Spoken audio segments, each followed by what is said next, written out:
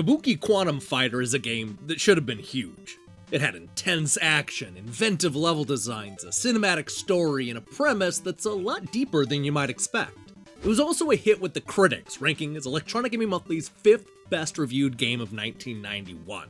But sadly, the high marks and memorable advertising wasn't enough to sell the world on this Kabuki action hero, so the Quantum Fighter was only given one chance to shine. But maybe there's something we can do about that.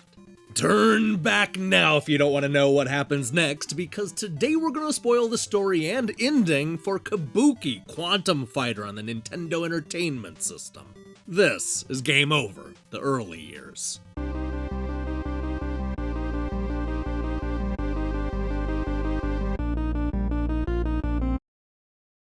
When I hear the name Kabuki Quantum Fighter, I picture somebody that looks like, well, this. I'm talking about Japanese performers whose over-the-top style is conveyed through dance and elaborate makeup.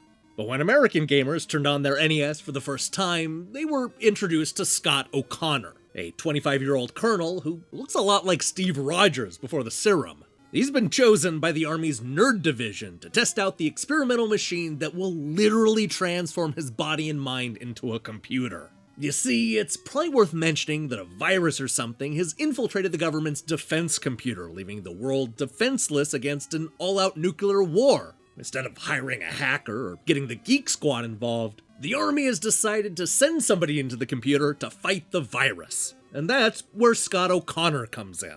This guy is supposedly the descendant of a great Kabuki actor, but does that really make him the right person for such an important mission? I mean, the guy doesn't look a day over 13.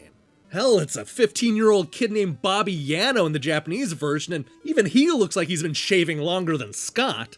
Details aside, our hero is transported into the computer and forced to fight fishmen and combat Roombas.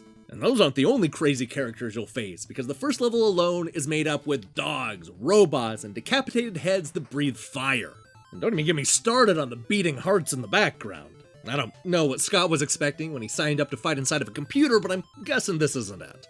So, after our hero defeats the defense droid in the first area, he moves on to find access to cut off the invasion route. This takes us to the sewer stage, filled with blue rabbits, oversized bugs, and a lot of water.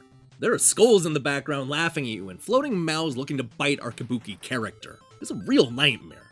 We eventually make our way to the boss, an acrobatic character who's able to temporarily clone himself. Scott puts up a good fight, but disaster strikes. He's been captured by the program, and the army nerds back in the real world are concerned when his brainwaves stop, waving. Now, back in the computer, Scott is broken free and is fighting for his life. There isn't much time left, so he climbs a large tower filled with fire and lava.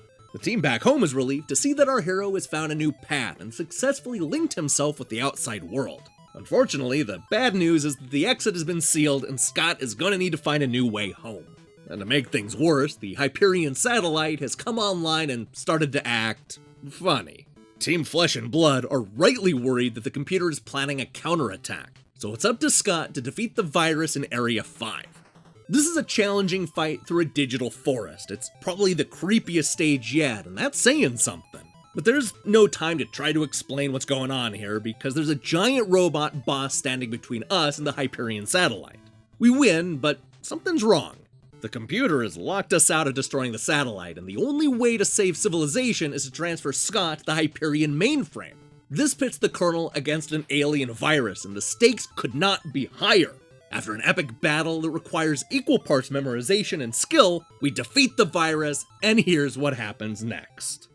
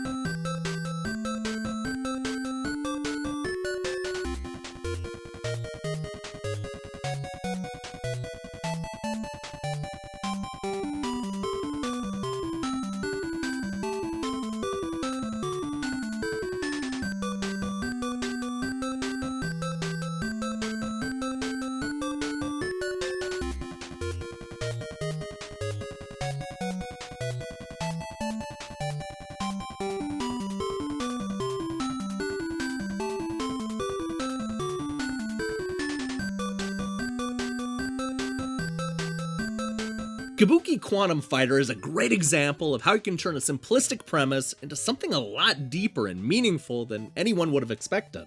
It's a warning call against letting hate and fear lead to terrorism. It is sadly an evergreen message that feels even more relevant today than it did 3 decades ago. And that's something that I've always liked about Kabuki Quantum Fighter. It strived to be deeper than your typical 2D action game.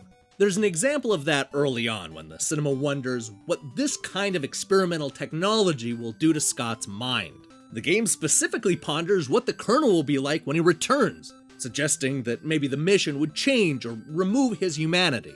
Unfortunately, that wasn't paid off in the end, though it might have been one of the threads they hoped to pick up in a sequel. Yeah, this is another one of those games that ends with an "I'll be back" message. And that's a shame, because Kabuki Quantum Fighter is one of the best 8-bit action games of all time, and the ending rocks.